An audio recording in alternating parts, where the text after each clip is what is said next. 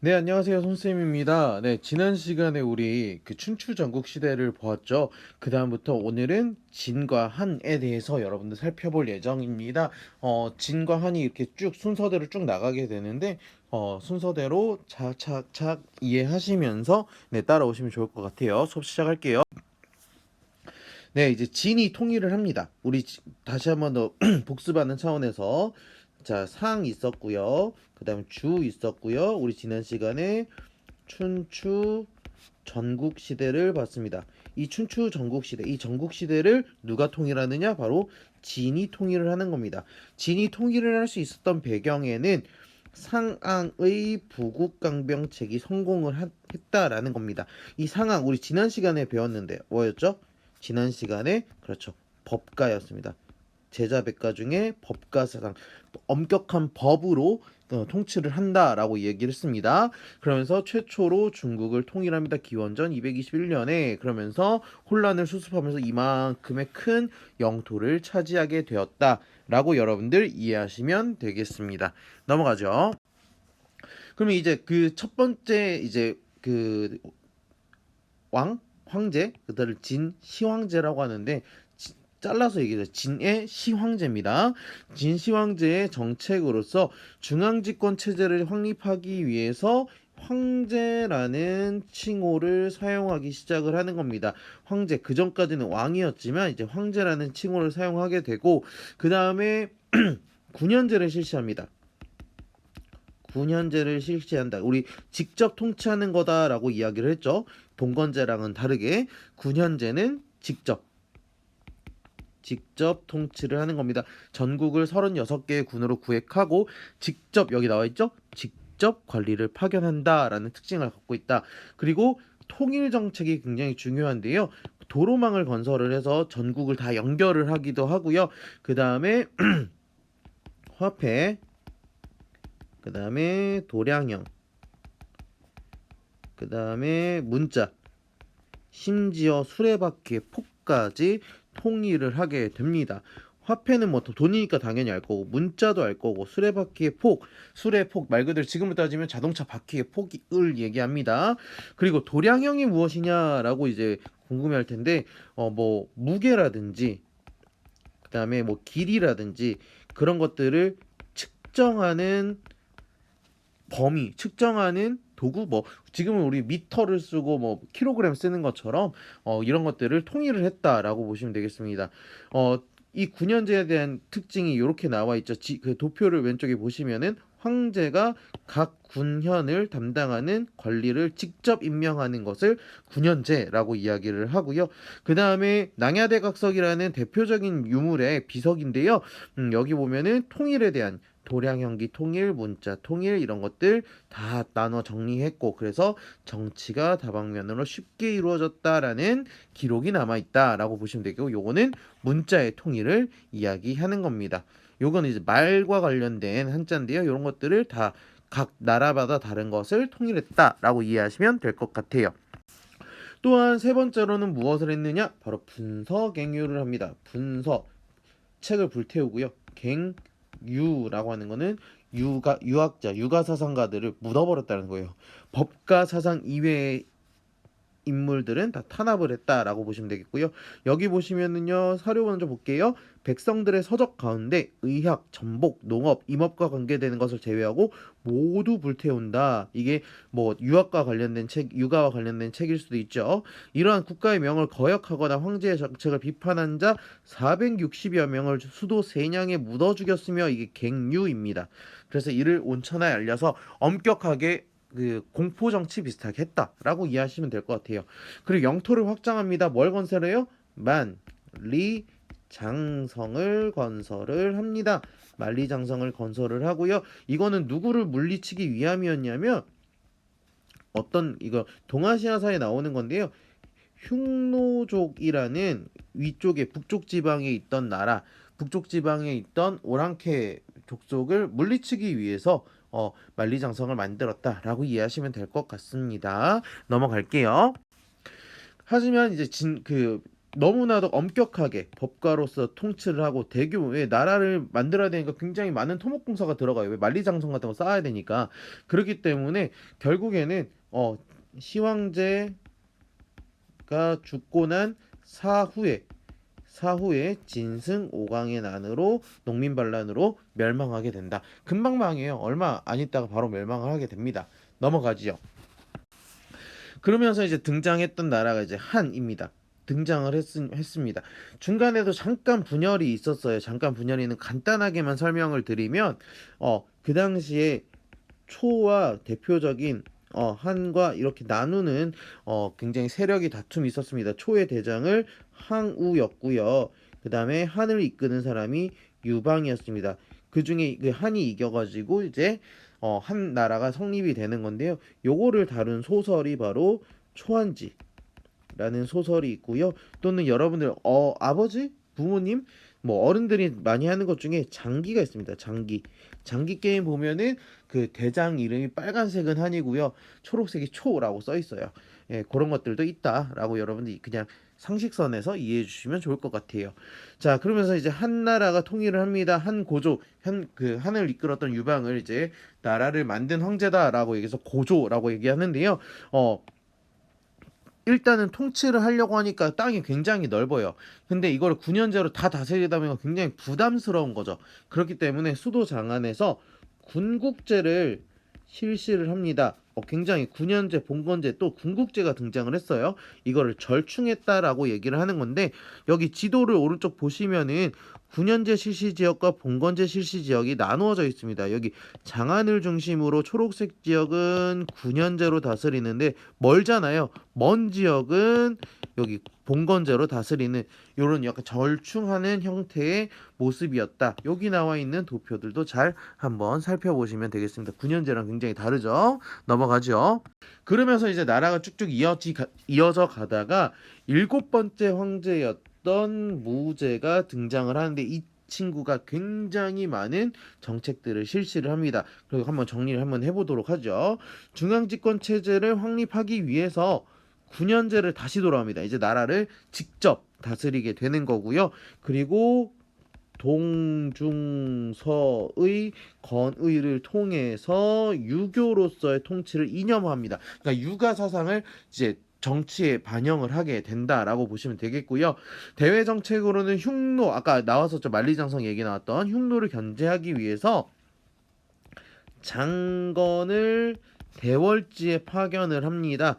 물론 이제 성공하지는 못했지만 이걸 통해서 뭐가 개척이 되느냐? 무엇이 개척이 되느냐? 바로 비단길이 개척이 됩니다. 그 말 그대로 서역과 굉장히 교류할 수 있는 길이 개척이 되는 거예요. 뿐만 아니라 베트남 그리고 고조선까지 침략을 했다. 이때 고조선이 망해요.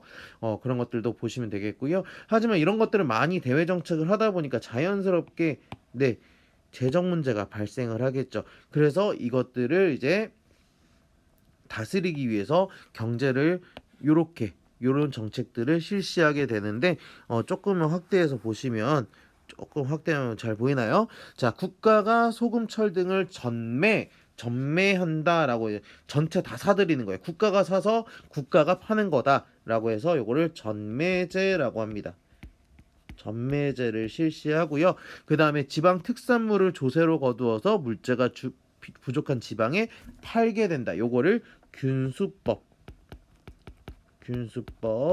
그 다음에 각지의 물자를 쌀 때 국가가 사서 비쌀 때 팔고 그래서 물가를 조절한다라 해서 평준법이라고 이야기를 합니다. 이렇게 세 개까지는요. 국가가 경제에 개입하는 거예요. 국가가 경제에 개입한다. 라고 이해하시면 될 것 같고요. 그 다음에 네 번째로는 상인한테 굉장히 비싼 세금을 부과해서 상업을 못하게 억제한다. 그래서 억상책이라고 이야기를 하고요. 그 다음에 국가가 화폐를 만들어서 화폐를 관리하는 정책도 펼치기 시작을 합니다. 즉 국가가 경제에 개입을 해가지고 그 수익을 국가가 가져가는 그런 경제 시스템을 요때 갖춰 나가기 시작했다라고 이해하시면 될 것 같습니다. 넘어가죠. 자, 그런데 여기까지 이제 한무제가 쭉 이어나가다가 왕망이라는 사람이 등장을 합니다. 왕망이라는 사람이 등장을 해서 한나라를 잠깐 멸망시켜요. 그리고 신이라는 나라를 건국을 합니다. 그러면서 이 왕망이 굉장히 급진적인 정책을 실시하는데 어떤 정책을 실시하냐면 왕망이 토지를 국가가 가져가 버립니다. 토지를 국유화하기도 하고요. 노비를 매매하는 것도 금지시켜 버리는 적극적으로 급진적인 개혁을 실시하니까 각 지방에서 이미 땅을 갖고 있고 이미 노비가 많던 지방의 호족들이 굉장히 크게 반발을 해서 금방 멸망을 하게 됩니다. 그러면서 이 호족은 이전에 한나라에 있었을 때가 훨씬 더 좋았기 때문에 다시 한을 세우는데 그걸 후한이라고 얘기해요. 그래서 앞서서 이제 한무제까지 우리 봤던 그 한을 전한이라고 이야기를 하고요. 그리고 지금부터 이제 후한 광무제가 당연히 호족의 지원을 받아서 성립을 하고 러양에 도읍을 한다라고 보시면 되겠고, 자연스럽게 그러다 보니까 누구 중심으로 가겠어요? 호족 중심으로 가게 되는 겁니다. 그러다 보니까 외척, 관료, 황관 사이의 정쟁이 심해지고 호족은 지방에서 대토지 사유를 하고, 그러니까 농민들 못 살겠으니 반란이 일으키고, 그 대표적인 반란이 무엇이었느냐? 바로 황건적의 난이 되겠고요. 이 황건적의 난을 계기로 삼국으로 분열이 됩니다. 그 삼국은 여러분들이 잘 알고 있는 위촉오가 되겠습니다. 위촉으로 나눠지면서 이제 한나라가 역사 속으로 사라진다라고 이제 스토리텔링을 할 수 있겠고요. 그러면 이제 한나라의 사회와 문화 요것만 간단하게 보고 마무리 짓도록 하겠습니다.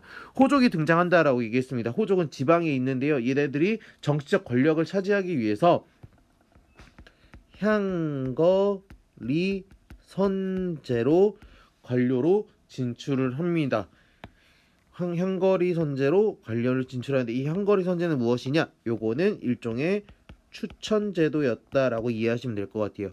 그러면서 지방에서는 당연히 대토지를 소유하게 되고, 정부는 견제를 하려고 했습니다. 견제를 하려고 했는데도 잘 안 되겠죠. 왜? 대토지를 소유하고 이미 대토지를 소유하게 됐다는 거는 토지의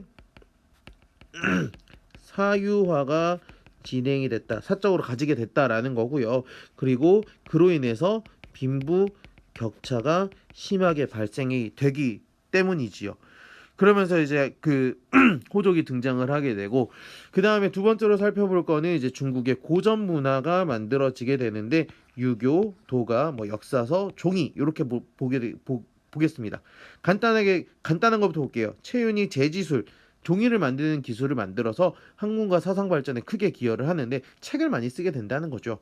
역사서 같은 경우에는 아래서부터 올라갑니다. 기전체 방식의 서술이 등장을 하게 됐다라고 이야기를 합니다. 요 기전체 방식이 뭐냐? 조금 설명을 한다면, 역사책이 그냥 과거부터 현재까지 쭉 무슨 일이 있었고 어제는 뭐 했고 그제는 뭐 했고 이렇게 쓰는 게 아니라 본기, 그 다음에 표, 그 다음에 서, 그 다음에 세가, 그 다음에 열전, 이런 식으로 나누어서 각각에 맞춰서 설명을 한다라고 하는 건데, 본기는 제왕의 역사, 그 다음에 표는 연표, 그 다음에 서는 문화라든지 제도와 문화, 그 다음에 세가 같은 경우에는 제후들의 역사, 그 다음에 열전은 대표적인 인물에 대한 역사, 이런 식으로 나누어서 설명하는 서술하는 방식이었다. 그래서 대표적인 역사서가 사마천의 사기, 반고의 한서 같은 것들이 있고요. 이제 유교와 도가 정도로 얘기를 하면, 유교 같은 경우에는 황제가 국가의 권력을 옹호하는 통치 이념으로 발전합니다. 그 전까지 법가로만 다스렸던 게 아니라 이제 통치를 하는 이념으로서 성장을 하게 되는데, 그러다 보니 경전 해석에 치중하는 훈고학이 발달하게 된다라고 이해하시면 되겠습니다. 훈구학은 유가의 한 종류였다. 그 다음에 도가 같은 경우에는 민간 신앙으로 발전하는데 뭐 오두미도, 태평도 같은 민간 신앙이 등장하더라라고 이해하시면 될 것 같습니다. 네, 지난 시간부터 쭉 이어가면은 상, 그 다음에 주, 그 다음에 춘추, 전국 시대를 거치게 되면서 이를 통일했던 진이 등장하고 그 다음에 이를 한이 이어받고 중간에 잠깐 신이 등장을 했다가 다시 후한으로 가는 스토리를 여러분들이 오늘 공부를 했습니다. 진 같은 경우에는 대표적으로 누구를 알아야 된다? 시황제를 알아야 된다. 시황제를 통해서 했던 여러 가지 정책들 있죠? 정책들을 여러분들이 한번 정리를 해보시죠. 뭐 만리장성이라든지 각각의 통일 정책이라든지 분서갱유라든지 무슨 가혹한 공사로 인해서 결국에는 진승오광의 난으로 멸망을 했다. 진승오광의 난으로 멸망을 했다라고 보시면 되겠고 한은 한 고조가 있었고요. 한 무제가 있었습니다. 기억하시죠? 한 고조 같은 경우에는 군국제가 있었고 무제 같은 경우에 다시 군현제로 돌아오고 그 다음에 누구 등장했어요? 뭐 동중서라든지 그 다음에 장건이라든지 그 다음에 뭐 여러 가지 그 경제를 통제하는 정책 같은 것들이 등장을 했습니다. 신은 누가 있었어요? 왕망이라는 사람이 있었고 왕망이 급진적이었다. 근데 그래서 금방 마무리가 됐다. 후한은 누구의 도움? 호족의 도움이 있었다. 그러면서 여러 가지 사회와 문화 부분들도 여러분들 각각 정리하시면 도움이 될 것 같습니다. 네, 여기까지 정리하도록 하고요. 다음 시간에 이제 한나라가 멸망하고 나서 등장했던 또 분열의 상태를 한번 살펴보도록 하겠습니다. 고생 많으셨습니다.